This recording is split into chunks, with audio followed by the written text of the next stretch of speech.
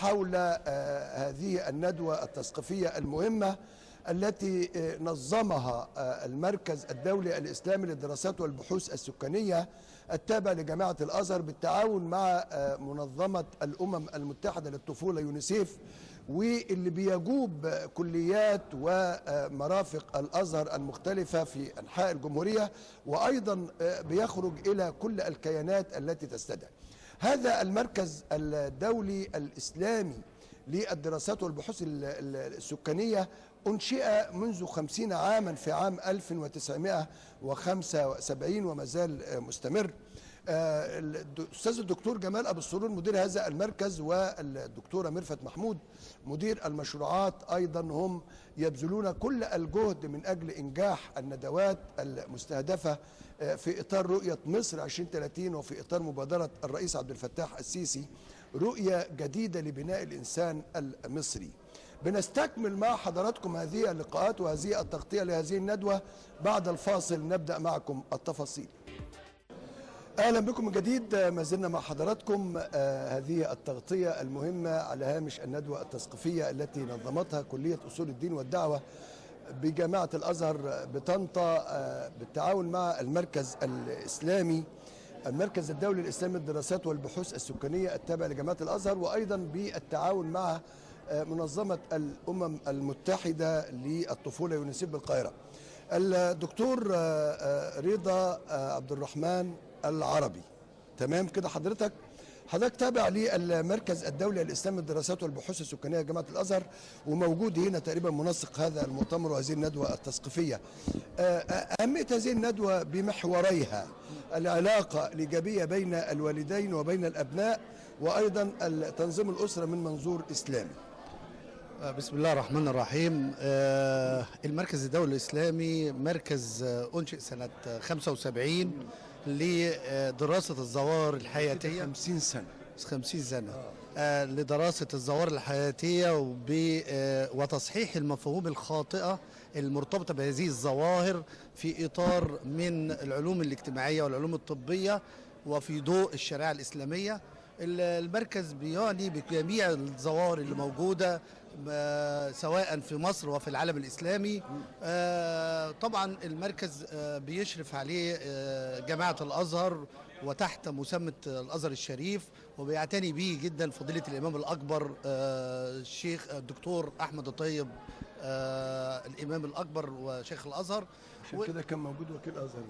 وطبعا الندوات اللي معمولة دي البرنامج اللي بتعده المركز مع المنظمات الدولية، والبرنامج ده بيجوب جميع المحافظات لجميع الأفراد والعمداء والأساتذة والطلاب لتوعيتهم وتكوين منهم كوادر مؤهلة لتكون قادرة على عمل برامج توعوية في مجتمعات بتاعتهم لتوعية أفراد المجتمع بعلاقة الأبناء بالآباء وعلاقة الآباء بالأبناء. وأيضا مهتم جدا بتنظيم الأسرة، لأن تنظيم الأسرة في الوقت الحالي هي رسالة سامية ليست نابعة من فرد أو آخر، إنما هي خطة قومية وخطة دولية لتكدس السكاني اللي موجود خاصة في العالم النامي. اعتنى الأزهر الشريف في صورة المركز الدولي الإسلامي بعملية تنظيم الأسرة، وحدد له مفهوم عملة ذات وجهين. الوجه الأول هو التباعد بين فترات الحمل، ودي موجود في القرآن والسنة، منها الرضاعة الطبيعية، منها رعاية الأم والأم تكون قادرة على رعاية الأطفال. والوجه الثاني وهو في نفس الطريق علاج تأخر الحمل، ولذلك الأزهر أنشأ وحدة الإخصاب الطب المساعد بالمركز الدولي الإسلامي، حيث أن المركز الدولي الإسلامي أيضا تطور سنة 2019 وأصبح المعهد الدولي الإسلامي لإعطاء دبلومات. يعني أصبح معهد بيعطي دبلومات. أصبح معهد بوجود المركز أن يختص بالأنشطة، والمعهد مختص بمنح درجات علمية في العقم والحقن المجاري، وهو الموجود في الشرق الأوسط حاليا، يعطي شهادة علمية تمثل الدبلومة أو الماجستير أو الدكتوراه. وتخرج من عندنا دفعة أو دفعتين أو 3 دفعات حتى الآن حاصلين على الدبلومات والماجستير والدكتوراه في الحقن المجهري. وفي نفس الإطار المركز بيقوم بشق تاني، وهو التوعية بجميع حل المشكلات، وخاصة مشكلات الطلاق وتفكك الأسرة، التربية الإيجابية، محاربة ختان الإناث، محاربة الزواج المبكر. ومتواجد المركز في كل المحافظات والصعيد، وبيجوب كل المحافظات. لكم مقرات ولا ندوات؟ طبعا لدينا مقر. المركز الدولي الإسلامي موجود في جامعة الأزهر القديمة، المبنى القديم في انا اتحدث عن المحافظات، ولا حضرتك بتجوب كندوات؟ المحافظات بيتم التنسيق، لان احنا تابعين لجامعه الازهر. فلكم مقرات زي هنا كليه اصول الدين كل بيتم التواصل مع الكليات لتكون مشاركه معنا في تنظيم هذه الندوات، وبتكون على نفقه المركز. ويحصل المشارك على كتب المركز واصدارات المركز تكون مفيده مرتبطه بموضوع الندوه، واصدارات بتبقى قيمه جدا من الناحيه العلميه. هل بتشاركوا ولا بتشاركوا بهذه الكتب بتضعها في مكتبات الكليات الازهريه؟ احنا نعتبر جزء من جامعه الازهر، او جزء مؤسسي في جامعه الازهر. بيبقى جامعه الازهر لها ركن هناك، بيبقى كتبنا من ضمن الكتب اللي موجوده لجامعه الازهر في هذا الركن في معرض الكتاب. وطبعا بيشارك برضك في الندوات عالمنا الجليل ومدير المركز الاستاذ الدكتور والعالم الجليل الدكتور جمال ابو سرور، وهو استاذ النساء والتوليد والعقم وعميد كليه الطب الاسبق ورئيس الاتحاد العالمي لطب النساء والتوليد الاسبق، وهو عالم جليل حصل على جائزه النيل من فخامه رئيس الجمهوريه. والمركز سنه 2013 حصل على جائزه الامم المتحده في المراكز البحثيه، او اوائل المراكز البحثيه في التوعيه بالقضايا السكانيه على مستوى العالم. شكرا لحضرتك. احنا شكرا جدا جدا كده، سعداء جدا. اهلا بكم من جديد. ما زلنا في كليه اصول الدين والدعوه بطنطا التابعه لجامعه الازهر، والمركز الدولي الاسلامي للدراسات السكانيه والبحوث السكانيه التابع لجامعه الازهر، اللي انشئ عام 1975 والنهارده بيكمل 50 عام وما زال نشاطه مستمر ومتجدد. الاستاذ الدكتور جمال ابو السرور مدير المركز الدولي الإسلامي للدراسات والبحوث السكانية، برحب بحضرتك في هذه الندوة التثقيفية في كلية أصول الدين والدعوة بطنطا. التواصل بين الوالدين من أجل التربية الإيجابية لأطفالهم ودعمهم معنويا، والمحور الثاني تنظيم الأسرة من منظور إسلامي. نشاط المركز مستمر، وداخل مصر وخارج مصر أنتم مستمرون. لو حدثتني عن المركز ثم ندخل في تفاصيل الندوة. شكرا لحضرتك يا فندم. هو المركز الدولي الإسلامي للدراسات والبحوث السكانية أنشأ في جامعة الأزهر في عام 1975. في ذلك الوقت لم تكن هناك مشكلة سكانية في مصر أو في العالم الإسلامي. بالظبط كده يا فندم. وعشان كده الحقيقة طبعا الموارد والزيادة السكانية بالظبط كده، وعشان كده ده يوري ما مدى بعد نظر الأزهر الشريف في التصدي للقضايا التي قد تنشأ في الأمة الإسلامية وجمهورية مصر العربية أيضا. وكان نشاط المركز يبني على عقد ندوات ودورات تدريبية للسادة الوعاظ والواعظات وطلبة جامعة الأزهر. بالظبط كده فندم، بالظبط كده، لأن حضرتك كما تعلم نحن نعيش في بلاد شرقية متدينة. رأي الدين سواء الإسلام أو المسيحية يهم جدا بالظبط كده يأتي في المقدمة، ويهم جدا كل الأسر، ولا يمكن الأسرة أن تتبع شيئا يتنافى مع قواعد الشريعة الإسلامية الغراء. ومن هنا كانت واجب المركز الدولي الإسلامي ورسالته أن ندرئ المفهوم الخاطئ عن تنظيم الأسرة والمباعدة بين فترات الحمل، لأن طبعا كلنا نعلم أن المباعدة بين فترات الحمل وتنظيم الأسرة هي ليست تحديد النسل، ولكن هي المباعدة بين فترات الحمل وحدوث الحمل في السن المناسب وعدم حدوث الحمل في السن الغير مناسب. بمعنى أن إذا حدث الحمل في سن مبكر هذا يزيد من مضاعفات الحمل، يزيد من وفيات الأمهات والأطفال إصابة الأطفال بأمراض معينة. بالظبط كده، نرى أمراض كثيرة جدا بالظبط كده، وعاهات كثيرة جدا. بالظبط كده. وأيضا إذا وإذا حدث الحمل في سن متأخر أيضا يكون له أضرار شديدة على صحة الأم وعلى صحة السن الأطفال. المتأخر اللي هو من سن كام حضرتك؟ 40 سنة وما فوق 40 كده سنة. دخلنا في تخصصك الطبي. ايوه يا فندم. طبعا. او اذا او فوق 35 سنه بيبتدي المضاعفات تزيد، لكن فوق 40 سنه طبعا بتزيد جدا. ايضا المقاربه بين فترات الحمل، يعني عندما يحدث فتره سنه او سنتين بين حمل وحمل، ده ايضا ده يكون مصحوب بالزياده في نسبه حدوث المضاعفات التي قد تحدث، او الحمل المتعدد، بمعنى ان السيده تحمل في 5 اطفال 6 اطفال 7 اطفال. ده طبعا الحمل العالي لعدد دوت بيؤدي الى حدوث مضاعفات للسيده، منها ارتفاع ضغط الدم، الاصابه بالسكر، حدوث تعثر في عمليه الولاده، حدوث الحاجه الى اجراء فقدان الكالسيوم والعناصر المهمه في الجسم، لان تكون الجنين واحتضانه في بطن الام 9 اشهر او اقل او اكثر، هذا محتاج استعدادات ومحتاج امكانات. طيب، موضوع التواصل الاجتماعي ووسائل الإعلام الحديثة، المركز بقى له 50 سنة. حضرتك قلت احنا بدأنا سنة 75، كانت المشكلة السكانية لم تستفحل ولم تسيطر بهذا الشكل، ولكن هل المركز الآن واحنا في عام 2025 بيتواصل وبيتطور في وسائل التواصل مع آليات التواصل الحديثة؟ هو حضرتك طبعا يعني طرحت نقطة هامة جدا، لأن لابد من التطور ولابد من التواصل ولابد من الانتشار في العالم كله، لأن الأزهر له رسالة عالمية. وعشان كده الحقيقة المركز طور أنشطته، تتكلم عن ضوابط وأخلاقيات التكاثر البشري وبحوث التكاثر البشري، وعقدنا أول مؤتمر دولي عالمي عن ضوابط وأخلاقيات بحوث التكاثر البشري، وكان تحت. حضرتك تقصد بالتكاثر البشري؟ التكاثر البشري هو عملية الإنجاب. هو الإنجاب التكاثر البشري. فكرت بالي راح للذكاء الاصطناعي. لا يا فندم، لا لا لا. فده طبعا كان تحت رعاية رئيس جمهورية مصر العربية الأسبق رحمه الله الرئيس حسني مبارك، ورعاية فضيلة الإمام الأكبر الأسبق رحمه الله الشيخ جاد الحق علي جاد حق طنطاوي. وده حضروا وزراء أوقاف ووزراء صحة ووزراء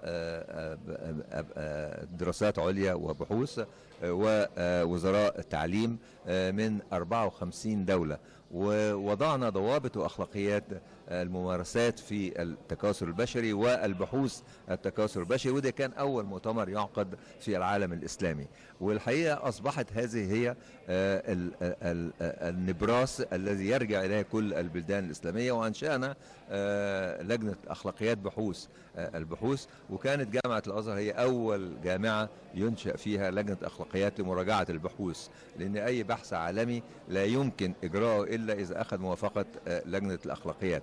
والحقيقة طبعا دلوقتي الجامعات الأخرى بقى فيها لجان أخلاقيات، لكن وانشأت أول لجنة أخلاقيات بحوث التكاثر البشري في جامعة الأزهر عام 1991. ودي طبعا كانت سبق هايل جدا. أيضا طورنا هذا عندما نشأ الطرق المختلفة لعلاج العقم، مثل إجراء المناظير الجراحية أو إجراء الجراحات الميكروسكوبية. فأقمنا برنامج مع جامعة جونز هوبكنز لتدريب الأطباء على الطرق الحديثة لتشخيص وعلاج العقم، ودربنا ما يزيد عن 2000 طبيب من البلدان الآسيوية والإفريقية ومن جمهورية مصر العربية على استخدام منظار البطن والجراحات. أنا محتاج أستأذنك وأقطع حضرتك، علشان حضرتك رجعتنا إلى الماضي والقرن الماضي وفضيلة الإمام الأكبر الراحل، وفكرتني بموقفه الحازم والشديد من مؤتمر الأمم المتحدة للسكان اللي كان عقد في مصر، وهذه المواقف التاريخية المشهودة له فضيلة الإمام الأكبر الشيخ جاد الحق علي جاد الحق رحمه الله. ولكن المواقف اللي خدها الشيخ الأزهر والأزهر، هل ما زالت موجودة بنفس هذه الثبات والضوابط، أم تم تطويرها وتم تنويعها. أنا بشكر حضرتك على إثارة هذه النقطة الحقيقة. لا احنا متابعين. أنا بشكر حضرتك على إثارة هذه النقطة، لأن حقيقة عندما كان يعد للمؤتمر السكان، المؤتمر العالمي للسكان اللي عقد في جمهورية مصر العربية في سبتمبر 1994، كان هناك ما يتعارض مع الشريعة الإسلامية، فاستدعاني فضيلة الإمام الأكبر الشيخ جاد الحق علي جاد الحق قبل حضرتك كده 30 سنة ولا أكتر. بالظبط كده. استدعاني قبل هل الوثيقة بتاعة المؤتمر اللي هتلقى في القاهرة فيها ما يخالف الشريعة الإسلامية الغراء؟ قلت له فضيلتك نعم فيها. قال لي طب نريد أن نرد عليها. وقام فضيلته. طيب هي كانت وثيقة السكان اللي كانت هتعلن تبع الأمم المتحدة، وفضيلة الإمام الراحل الشيخ جاد الحق استدعى حضرتك، كنت بتشغل إيه حضرتك؟ كنت أشغل مدير المركز الدولي الإسلامي. المركز الدولي الإسلامي، جميل.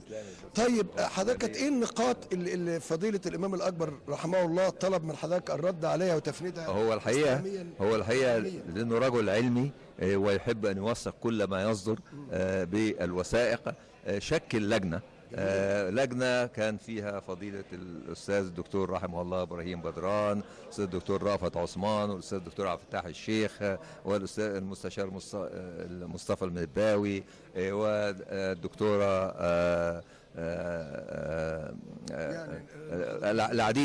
العديد من علماء الازهر، وشكل لجنه وقال لي يا دكتور جمال انتوا في حاله انعقاد دائم لحد ما تدرسوا الوثيقه دي كلها وتردوا على البنود اللي فيها، اللي هي كله ينظر الى القاهره وهذا المؤتمر، وينظر ايضا الى وجود الازهر ورد الازهر. فاجتمعنا طبعا. لا مظبوط يا فندم، انا هحكي لحضرتك. وكان فعلا واجتمعنا، وكنا نجتمع كل يوم أربع وخميس، فحتى كنا بنقول له فضيلة الإمام كان في الصيف، وفضيلتك كده هتخلي الناس تحرم ان هي تدي اجازتها في الصيف، وقال ده حاجة مهمة جدا. وفعلا كنا نجتمع يومين في الاسبوع فعلا. وبعدين اصدرنا بقى الوثيقة اللي هي رأي الازهر الشريف في وثيقة المؤتمر العالمي للسكان، واستجاب الرئيس حسني مبارك رحمه الله، واستجابت الدولة المصرية ووقفت في ظهر الازهر الشريف ومكانته، وكان هذه المذكرة ورأيكم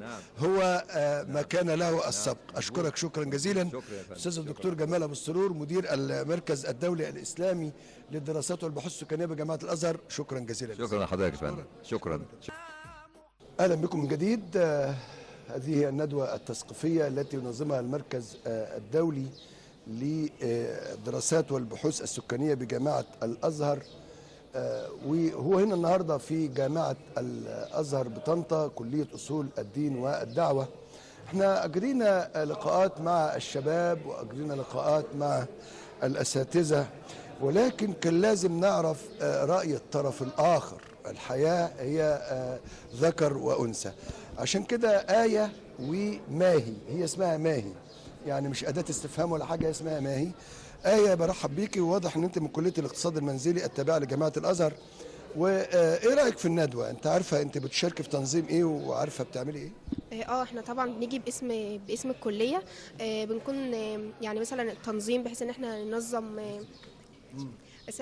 احنا ننظم مثلا ان الساده اللي جايين او كده، عشان مثلا ما يبقاش في صوت، بحيث ان الندوه تكون يقدروا ان هم يستفادوا. لا ماشي، ده عمليه تنظيميه. انا عايز ادخل لجوهر الندوه التثقيفيه اللي شغاله وسامعين صوت الاساتذه بيتحدثوا، اللي هي اقول لك عليها، يعني اديك المحاور ونتكلم فيها.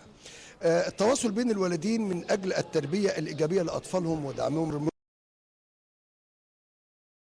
في الندوه التثقيفيه. هل انت شايفه، انت موجوده عنصر وعضو في اسره، هذا العنصر مهم جدا، التواصل بين الوالدين، بيدعمهم معنويا وبيعطوهم الثقه في النفس وبيقدروا ينجحوا. يعني مثلا لما بابا وماما دايما يقول لك يا دكتوره مثلا، هو بيزرع جواك وبياخدك ناحيه ان انت تتفوقوا وتكونوا دكتوره، الكلام ده صح ولا ايه؟ اكيد طبعا. يعني انا مثلا لما اشوف التجارب اللي هم بيمروا بيها، او مثلا ان هم يدوني الدعم بان هو مثلا يعلي من شأني كدكتوره او مهندسه او كده، ده طبعا بيديني روح ودافع من جوايا ان انا مثلا لو انا كانت طاقتي قليله لما اسمع الكلام دوت هيبقى طاقتي اكتر من كده، وهقدر ان انا ابذل مجهود اكبر. مثلا لو كنت هعمل حاجه بالطريقه دي او بالتشجيع دوت، لما الاقي مثلا ان في ناس فخوره بيا فتلقائي هعمل اكتر من كده. يعني كنت أتحدث مع عميد الكلية ومع دكتور جمال أبو السرور مدير المركز، وقالوا إنه المشكلة السكانية لها سبب مهم جدا، وهو عدم التوفيق في قضية الاختيار، اختيار الزوج لزوجته واختيار الزوجة لزوجها أيضا.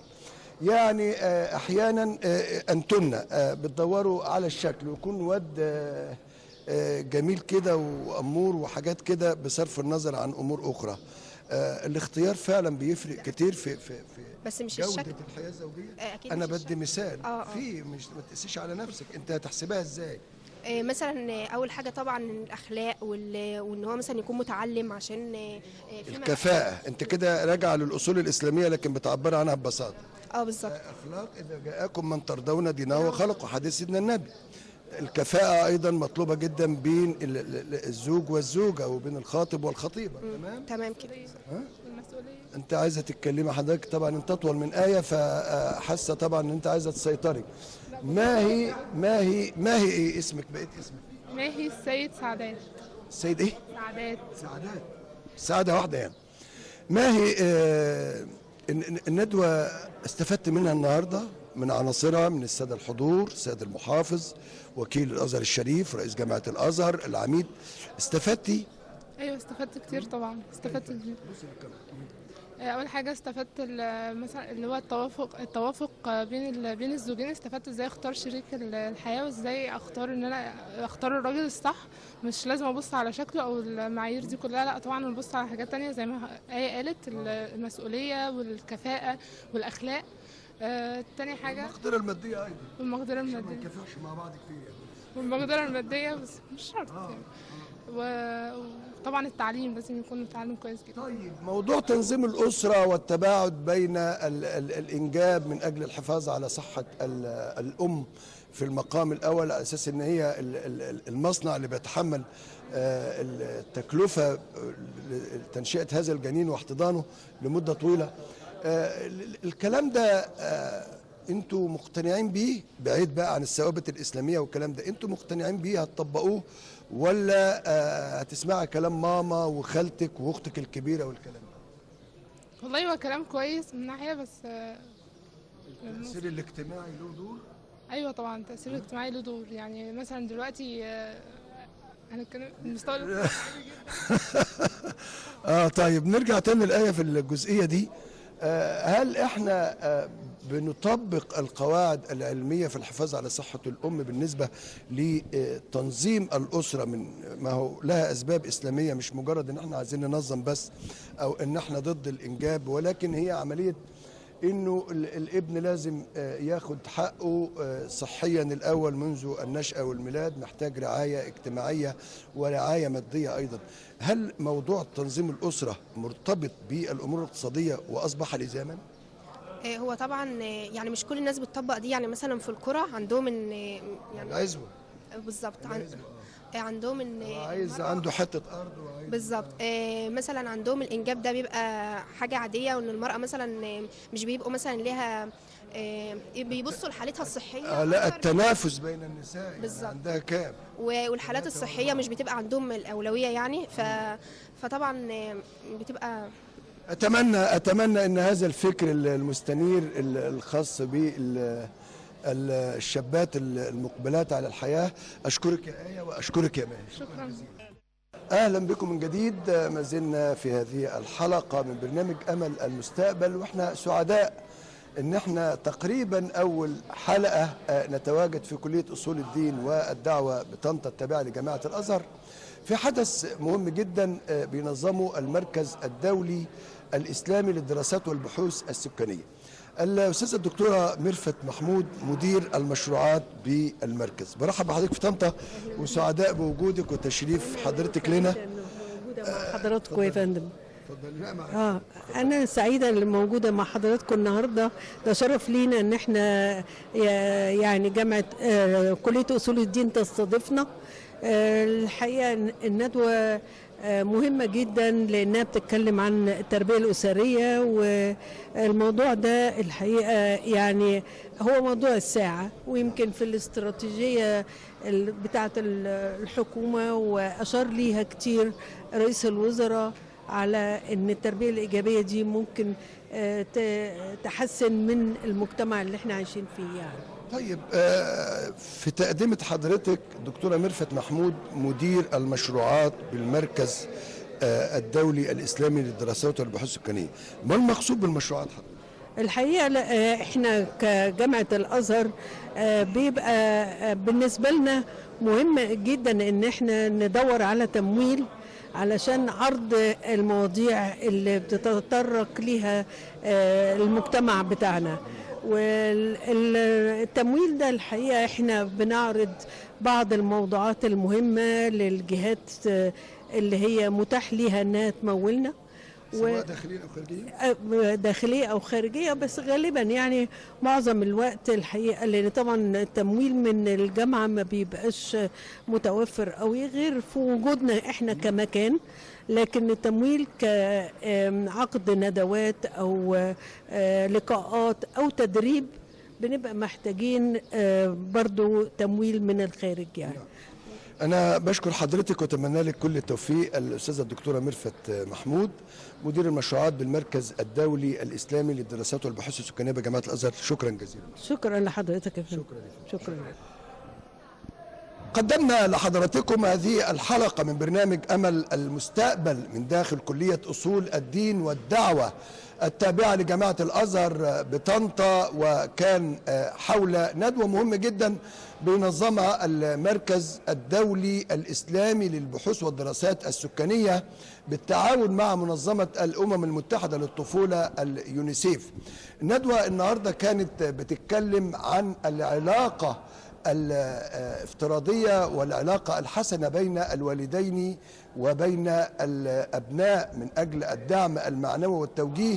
لا تحبط ابنك ولا تكسر نفسيته، ولكن دائما ابحث عن نقاط التميز وادعمها. أيضا الندوة اتكلمت من خلال مشاركة الأساتذة والمختصين في جزئيات هذه الندوة عن منظور تنظيم الأسرة من منظور إسلامي، لأن هناك بعض التدخلات وبعض المفاهيم التي يجب أن تتغير وتتطور مع الزمن ومع الظروف التي يعيشها الوطن مصر. في ختام هذه الحلقة من برنامج أمل المستقبل، تحية لكم من فريق العمل في هذا البرنامج، وهذا شاكر عمارة يحييكم في أمان الله. شكرا لكم.